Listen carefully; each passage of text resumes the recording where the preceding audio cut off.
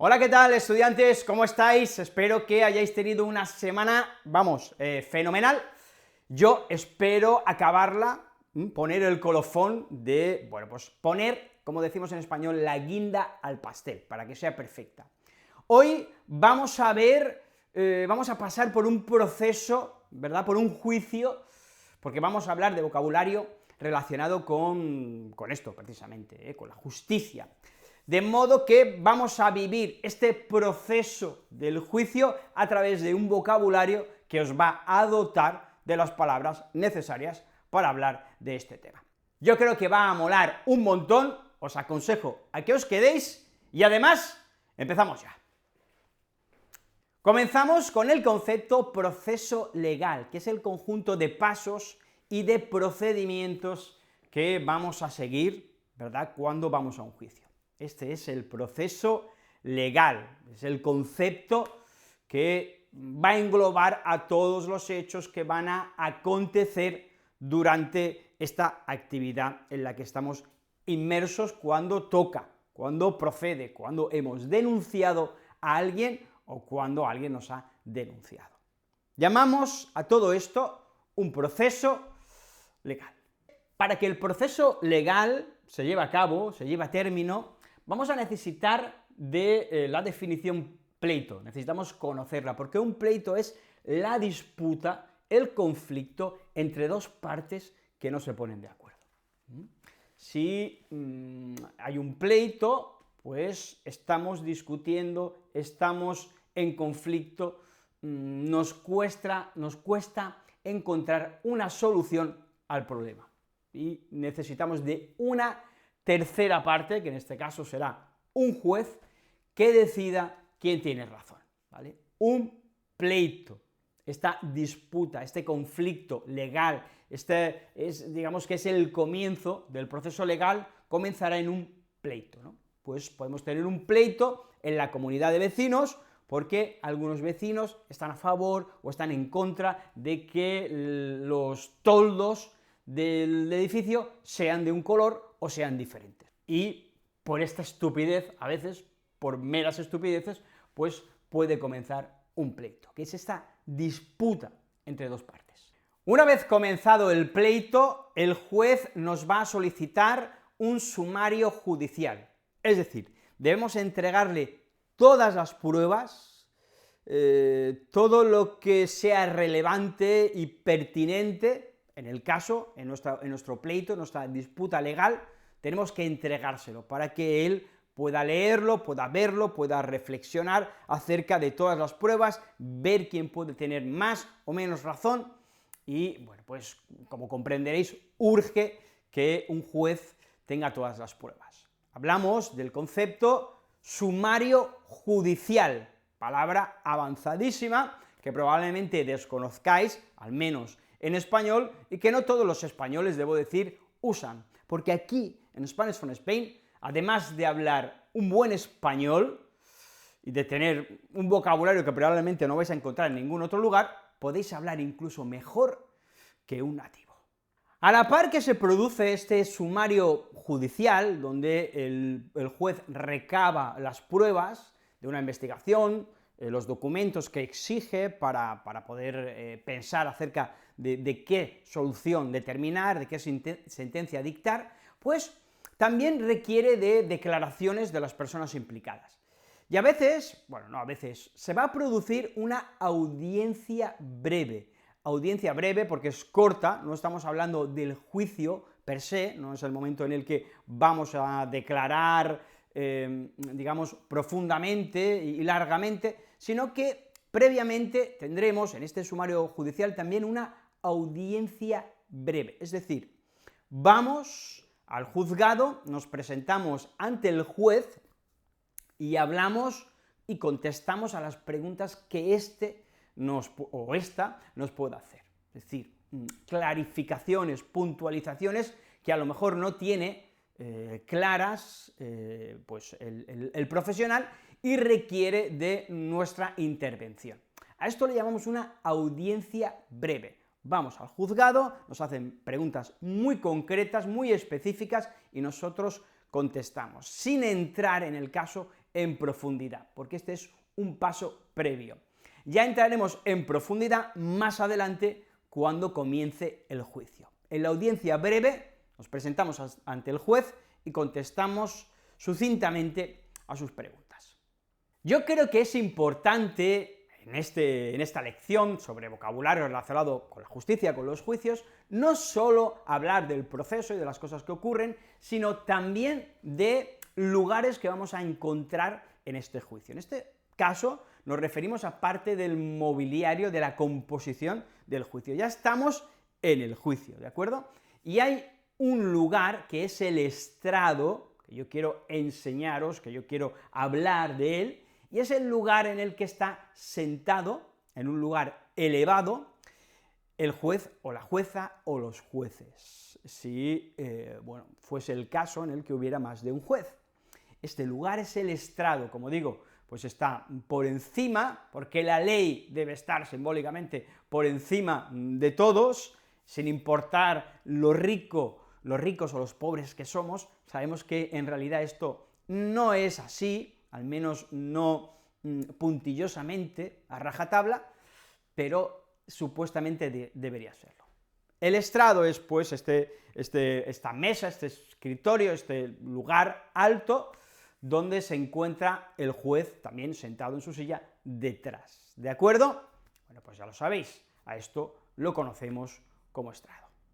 No sé si lo sabéis, ¿vale? Probablemente los que seguís de cerca, de manera fiel el canal y estáis ahí todas las semanas, a los cuales os mando un súper besote, pues no sé si sabéis que yo tengo unas palabras preferidas, y esta es una clase de palabras, ¿vale?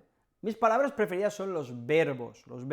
En español tenemos muchos, y realmente no podemos hablar de una oración si no hay un verbo. El verbo es el motor, el verbo está lleno de significado, es la palabra más significativa de las frases, ¿no?, de las oraciones. Y tenemos el verbo atestiguar, ya estamos en el juicio, el juez está en el estrado, hemos hecho la audiencia breve, si fuera el caso, y ahora nos toca atestiguar. Bueno, todas las personas que estamos involucradas en el pleito, en este conflicto entre partes, lo que vamos a hacer es hablar de cómo hemos visto, de nuestra perspectiva, nos van a preguntar acerca de lo que ha ocurrido. Y nosotros lo que estaremos haciendo es atestiguar, porque estamos en este juicio, en este pleito, porque somos testigos. Y los testigos atestiguan, son personas que han visto, o que saben, conocen de algún modo lo que ha ocurrido. En los juicios hay muchas personas que toman parte en él. Hay personas que denuncian y hay personas que son denunciadas. Los criminales a veces no son criminales hasta que, obviamente, el proceso legal haya terminado y se haya dictado sentencia en contra de las personas que han sido acusadas. En cualquier caso, todas las personas que son acusadas son o podemos llamarlos, encausados. Esta es una palabra más avanzada, es una palabra precisa, concreta, inequívoca, que nos habla de las personas que sufren, de algún modo, el proceso penal. Sufren, y con esto quiero decir, no que sean las víctimas, obviamente, a veces sí podrían serlo, si han sido acusadas de manera falsa, pues podríamos hablar también de víctimas, pero normalmente los encausados son los perpetradores del crimen, o como mínimo las personas que han sido acusadas de cometer un delito. Ya tenéis la palabra, es encausado o encausada, así que usadla. Parte del proceso que yo creo muy interesante y que desde luego no podía faltar en esta lección estupenda sobre vocabulario acerca de la justicia o de un proceso legal, es el de las medidas cautelares. Medidas cautelares. Y son medidas, decisiones, también podemos decir, que toma el juez de manera preventiva. De manera preventiva porque el juez puede estimar, o la jueza, que si no se toman estas medidas cautelares, si no se hacen se siguen una serie de normas, podría menoscabar o podría poner en peligro este proceso legal y decide, ¿no? Decide, pues, por ejemplo, decide dejarnos sin pasaporte. Si se cree que un acusado o una acusada podría escapar de la justicia, pues lo que hacemos es retirarle el pasaporte. Otra medida podría ser una orden de alejamiento. Si un agresor ha maltratado a una víctima y aunque, bueno, todavía no se ha dictado sentencia, todo apunta a que esto ha sido así, pues el juez puede decidir, el juez o la jueza puede decidir que haya una orden de alejamiento, que el agresor no pueda acercarse a una distancia mínima de seguridad hacia esa persona. Pero puede haber otras, puede incautar, por ejemplo, propiedades, los dispositivos electrónicos, ordenadores, o puede retener todo el dinero. Si hablamos de un caso en el que ha habido un fraude a Hacienda pues muy grande, el juez puede decidir que el dinero se incaute de manera provisional, al menos hasta que termine el juicio. Una vez termine el juicio, pues estas medidas cautelares se pueden mantener o no. Eso dependerá seguramente del resultado del mismo. Si queremos precisar, matizar, dar forma, dar cuerpo de manera precisa, exacta, detallar una ley, lo que tenemos son los artículos del Código Penal. Son artículos escritos, forman parte de un libro, de un tocho, un libro bien grande, porque claro, todas las leyes deben estar bien perfiladas, deben estar detalladas al milímetro, para que, bueno, pues en caso de que haya un pleito, un proceso legal, pues nosotros podamos echar mano, el juez conozca de pe a pa, desde la primera página hasta la última, todas las normas que rigen el Código Penal y, bueno, podamos atenernos, ¿verdad?, a estas leyes que supuestamente deben protegernos contra las injusticias, aunque ya sabemos que una cosa son las leyes, y dentro de las leyes tenemos estos artículos del Código Penal, y otra cosa es la justicia, que no siempre, desgraciadamente, van de la mano. Ya que estamos en el juicio, vamos a ver un tipo de delito, ¿vale?, que yo creo que es interesante, que quiero enseñaros, y, bueno, pues os va a ayudar a hablar de estos casos que, desgraciadamente, se producen con mucha frecuencia en este mundo, ¿verdad?, capitalista, tan avaro, donde pues la avaricia, la codicia, el deseo de tener riquezas, pues a veces nos lleva a cometer delitos como este, que es la falsedad contable. Falsedad contable, es decir, que hemos engañado con los números. Hemos dicho que, por ejemplo, nuestra empresa ganaba 200.000 euros al año, cuando en realidad esos 200.000 eran 2 millones. O una persona que decide meter dinero en un paraíso fiscal para no declararlo, como es el caso, por ejemplo, del rey de España. A lo mejor lo conocéis o lo habéis seguido en las noticias. Bueno, pues este señor, que tan orgulloso siempre ha dicho estar de ser español, resulta que, bueno, ha cometido este delito de falsedad documental, es decir, decía tener un dinero que realmente era mucho menor del dinero real que tenía. Pues a esto le llamamos falsedad contable.